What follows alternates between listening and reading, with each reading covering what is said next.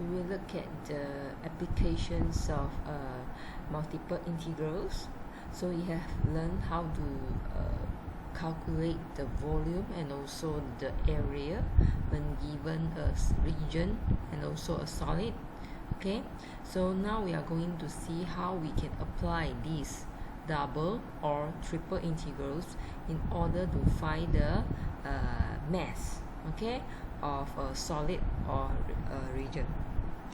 So density is actually can be represented by mass over volume, and this one is applied, okay, for solid.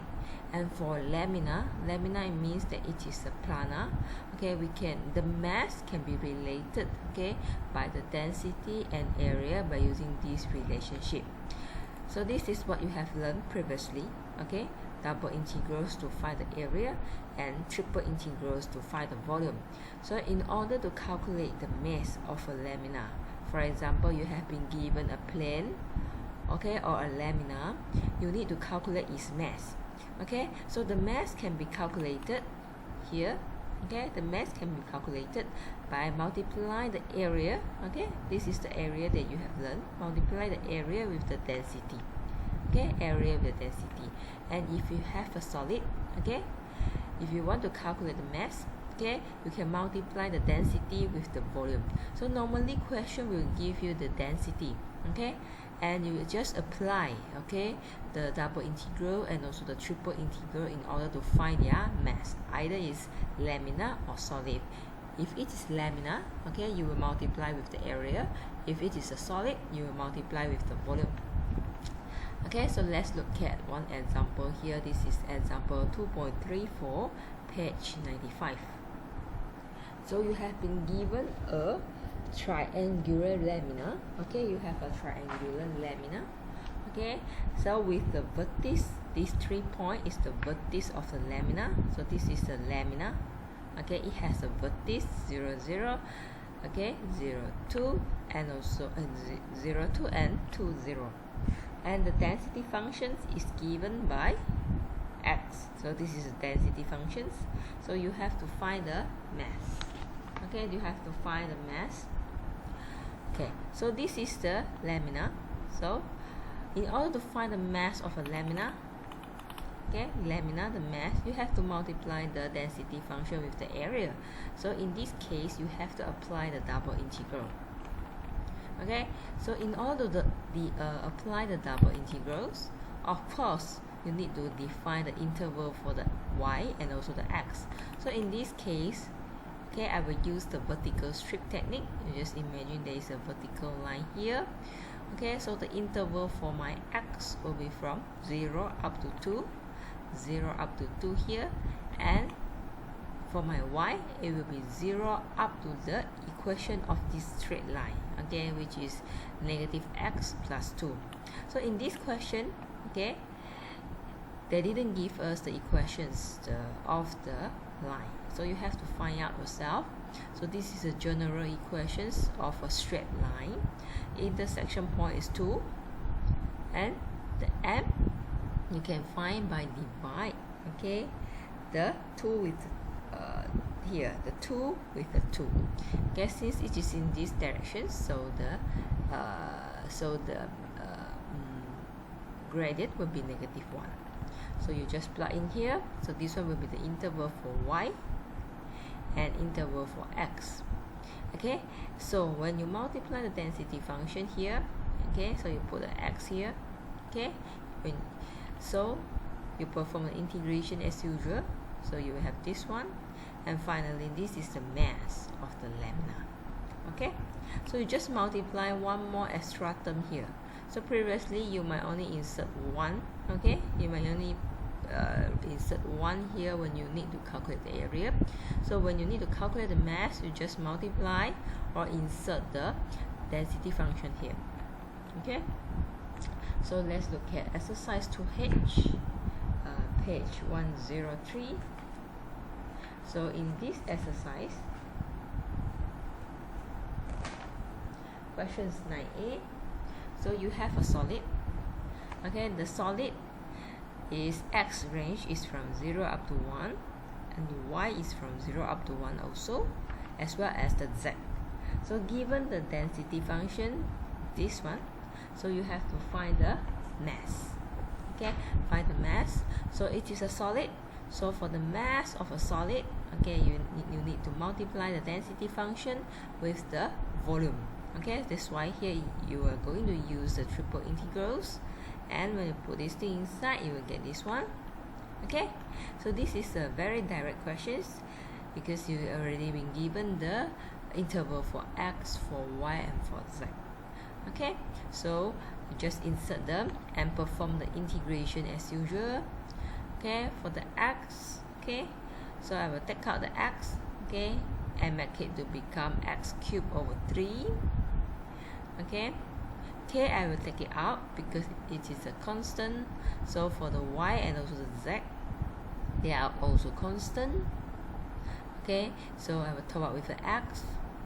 Interval for the x is 0 to 1. Okay,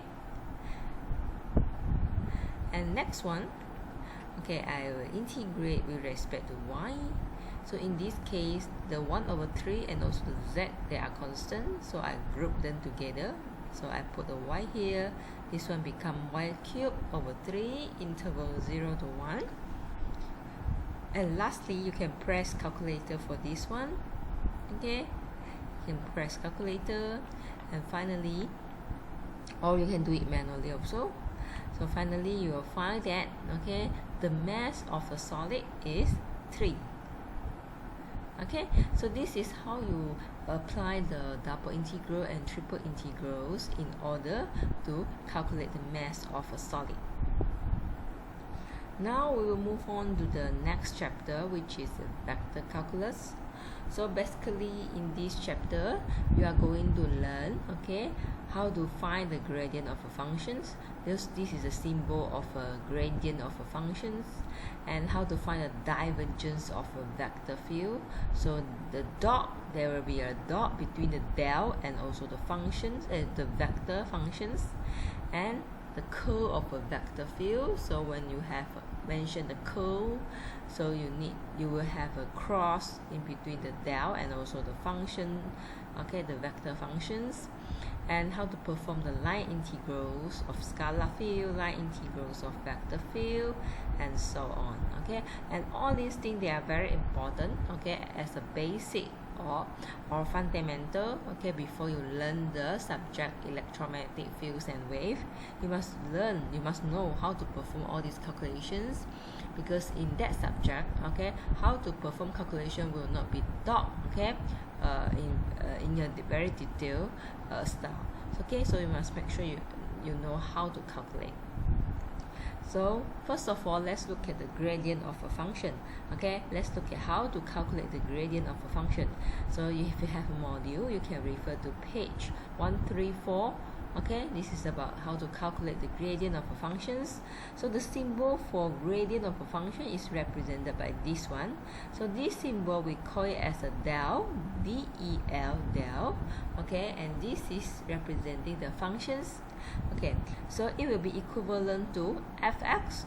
Okay, fx, it means that you perform the differentiation with respect to function, with respect to x, and you will have a unit vector I, and next you perform the function, you perform differentiation with respect to y for that functions, and you put it here. This is vector j, and for the function, lastly you perform integration with respect to z, and you have a unit vector k here. So basically the del actually representing differentiation. So differentiation with respect to x, with respect to y, and with respect to z, okay, in different directions. So we'll look at how to calculate the gradient of an example. So this is, for example, now you have a function, this one. So this is your function, okay, it is a scalar quantity, okay, a function. When you need to perform the gradient of a functions, okay, for the first term, okay, it will be, you need to differentiate with respect to x. So for the whole thing, you differentiate with respect to x. So here you will get 2, and here you will get y. Okay, so this is for the I term. And for the j term, the whole function you need to integrate with respect to y. Okay, so this one you get 0 and this one you get x. Okay, as simple as this. So just perform a differentiation. Okay, as for the next example, okay, function f, okay, is given by this one. Okay, and you need to find its value. Okay, the value of the gradient at this point. So this is the 1, 0 pi over 2 representing the x, y, z coordinate. So first of all, you need to find what is the formula when after you perform the gradient of the functions. So the first one will be you differentiate, okay, with respect to the x. Okay, when you differentiate with respect to the x, the cos z, they are constant. Okay, so this is the constant, so the exponential term remain. So for the xy, differentiate with respect to x, you get y here.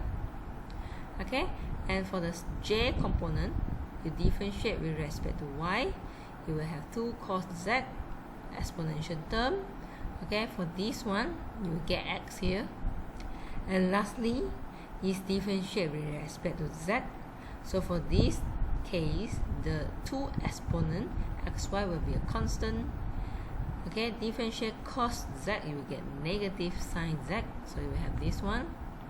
So when you plug in x, y, z into the equations, finally you will get your answer equivalent to negative 2k.